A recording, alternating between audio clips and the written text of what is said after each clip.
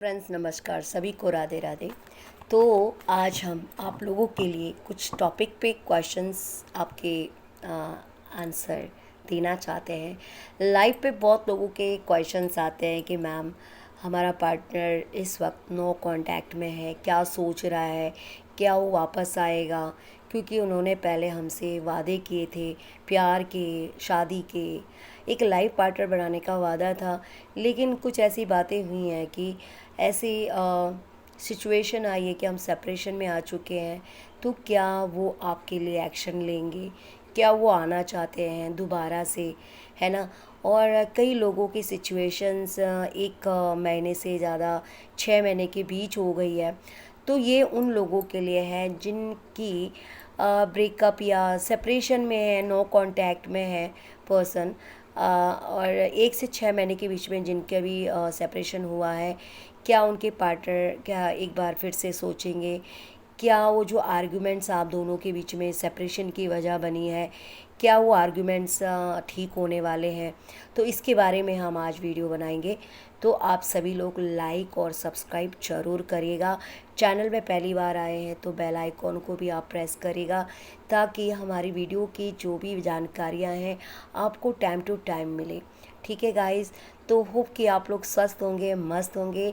चलिए हम स्टार्ट करते हैं। सभी के लिए ये जनरल रीडिंग होगा, कलेक्टिव रीडिंग होगा और टाइमलेस रीडिंग। देखिए, कभी भी आप 1 महीने से लेकर 6 महीने तक के बीच में अगर आप इस रीडिंग आपके पास पहुंचती है तो ये बिल्कुल आपको रेजोनेट होगी, 100% रेजोनेट होगी। ठीक है, तो ये आप लोगों के लिए है जो लोग प्यार में धोखा खाए हैं, सेपरेशन हो रखा है, नो कांटेक्ट हो रखा है।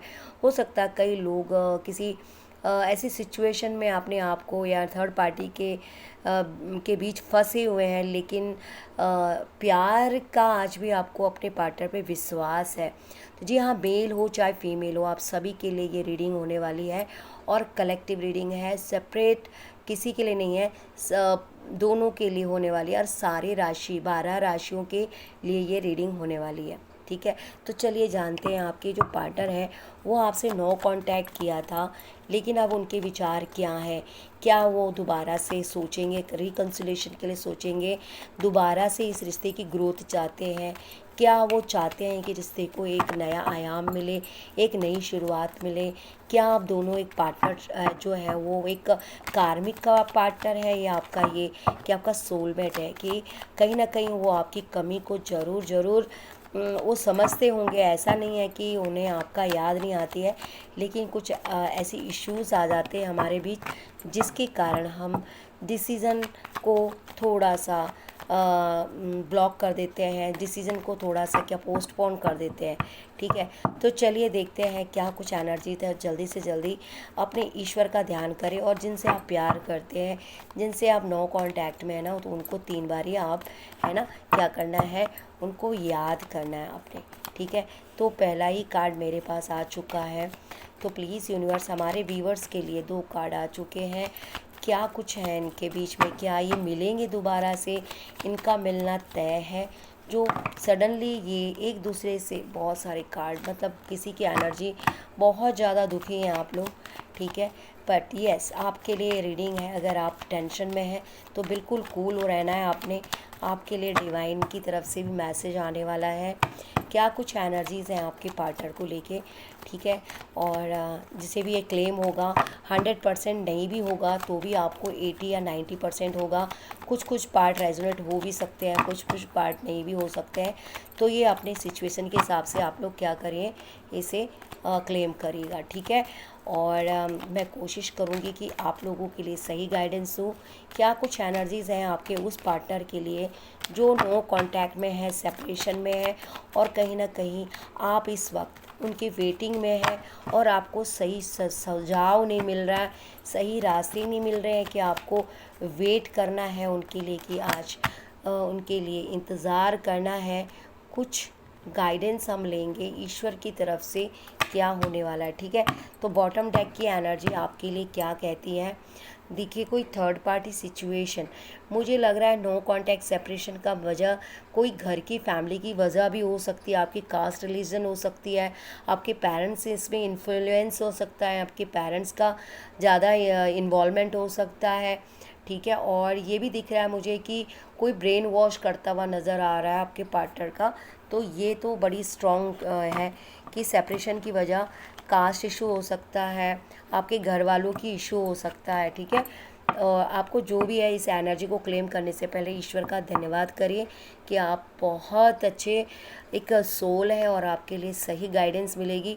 तो अपने ईश्वर का धन्यवाद पहले करिए, ठीक है, ताकि वो आपके हर वो मनोकामना को पूर्ण करें जो आपकी अधूरी है, ठीक है दोस्तों।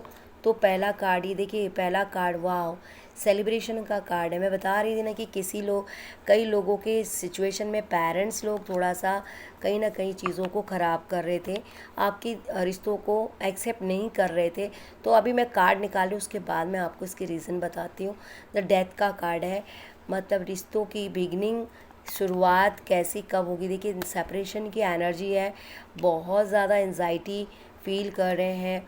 देखिए लड़ाई हुई है आप दोनों के बीच में, या आपके उस पार्टनर के साथ आपके घर वालों ने कुछ बहुत ज़्यादा उन्हें उल्टा सीधा बोला है इस रिश्ते को लेके।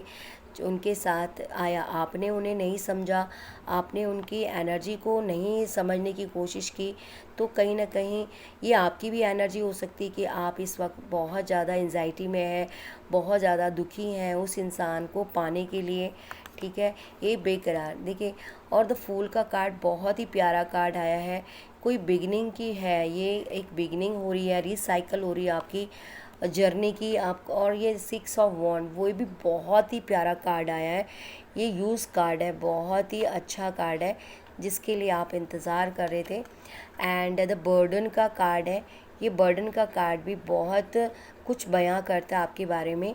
एंड बहुत सारे कार्ड आए हैं, 2 कार्ड और है मेरे पास। देखिए टेम्परेंस की एनर्जी है, टेम्परेंस की एनर्जी भी बहुत कुछ कहता है कि आपके पार्टनर है ना आपको आज भी मिस करते हैं, याद करते हैं, वो आपको आसानी से नहीं छोड़ेंगे। एंड द मून की एनर्जी ये कहता है कि ये जो आपका पार्टनर है ना थोड़ा घबरा रहा है, एक्शन लेने के लिए घबरा रहा है। मतलब पेरेंट्स तो मना कर ही रहे हैं, लेकिन अपनी एक डेयरिंग भी तो होनी चाहिए ना। पेरेंट्स को मनाने के लिए थोड़ी सी उनको एक जो एक स्ट्रांगनेस वो नहीं हो पा रहा है, और पेरेंट्स को वो सही वजह नहीं बता पा रहे हैं, जिसकी वजह से वो थोड़ा कंफ्यूज है। तो मैं कैसे बताऊं, कैसे इस रिश्ते की शुरुआत करूं, मैं अपने घर वालों को कैसे समझाऊं कि इस रिश्ता से मेरा बहुत पुराना नाता है। हो सकता है आप जन्मों जन्मों से मिले होंगे, और आज भी आप अगर एक दूसरे से मिले हैं तो कुछ ना कुछ वजह रही है आप एक दूसरे से मिले हैं, है ना। तो आप एक दूसरे के बिना भी नहीं रह पाते, लेकिन कहीं ना कहीं दुखी हैं अपने इस फैसले से कि आप चाहते हैं कि अगर ये रिश्ता हम एक दूसरे के लिए अगर अलग हो जाए तो फ़ायदा ही क्या इस रिश्ते को। मतलब कहीं ना कहीं उनके दिल में ये बातें छप गई है ना। तो ये मेल फीमेल दोनों के लिए हो सकता है, बहुत फील कर रहे हैं इस वक्त, बहुत ज़्यादा उनके दिमाग में ना चीज़ें। और ये कार्ड भी दिख रहा है, देखिए कार्ड ही कह रहा है, देखिए ये कार्ड क्या कह रहा है। ये कार्ड है ना बहुत कुछ कहना चाहता है। ये कार्ड पता है क्या कहना चाहता है, ये कार्ड कहना चाहता है आपकी सेलिब्रेशन। देखिए कुछ टाइम लगेगा, आपको हार नहीं माननी है, कुछ टाइम लगेगा। वो इंसान आपकी लाइफ में दोबारा आ रहा है और बहुत जल्दी आ रहा है, ठीक है। और घर वालों को मनाएगा ज़रूर, ऐसा नहीं है कि बिना घर वालों को मनाए बगैर आपसे शादी करेगा, ऐसा वो कतई नहीं चाहते हैं। लेकिन उनके घर वालों ने कुछ टर्म एंड कंडीशन उनके ऊपर थोप रखी है।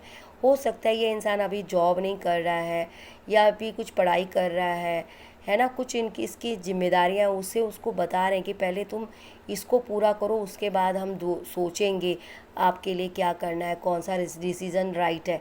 तो इस वक्त पेरेंट्स का भी कुछ थोड़ा उनको सेपरेशन है, बर्डन है ना। मैंने आपको बताया था कि कोई बर्डन जैसी सिचुएशन है कि जिम्मेदारियां घर की कोई चीज़ें होती हैं अपने पे एक्सेप्ट कर रखा उन्होंने बहुत ज़्यादा, ठीक है। क्योंकि वो सोचते हैं कि अगर पेरेंट्स नहीं मानेंगे तो फिर हमारा इस रिश्ते का फ़ायदा ही क्या है ना।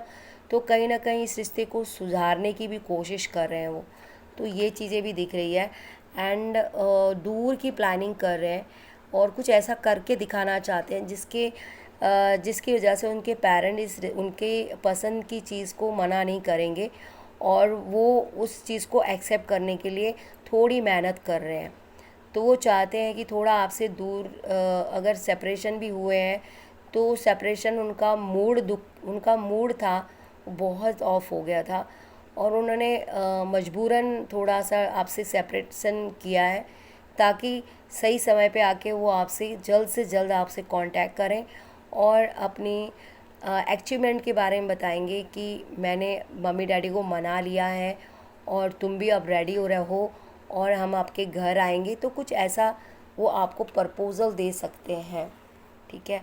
और बैलेंस करने की ऊर्जा है, कहीं ना कहीं इस रिश्ते में बैलेंस दिख रहा है अपने आप को इस रिश्तों में। और आपके मम्मी डैडी के इमोशंस की भी उन्हें ज़्यादा कद्र है और आपकी भी कद्र है इमोशंस की। तो थोड़ा अपने आप को बैलेंस करने की कोशिश कर रहे हैं कि मैं कैसे इन दोनों लोगों को इनके मुताबिक काम करूं। तो इसमें थोड़ा सा वो बैलेंस करने की कोशिश। देखो, डेथ का कार्ड ही कहता है कि सेपरेशन की वजह डेथ नहीं होती, डेथ की कारण सेपरेशन का वजह मतलब डेथ नहीं, इस रिलेशन का अंत नहीं होता है, इस रिलेशन का अंत का नहीं होता है। ये मतलब होता है कि आपके जो भी जीवन में जो भी कार्मिक फेज़ आ रहे हैं, कुछ भी नेगेटिव फेज़ आ रहे हैं, वो आपके रिलीज़ हो रहे हैं और धीरे धीरे आपके ना रास्ते बन रहे हैं, है ना, एक होने के।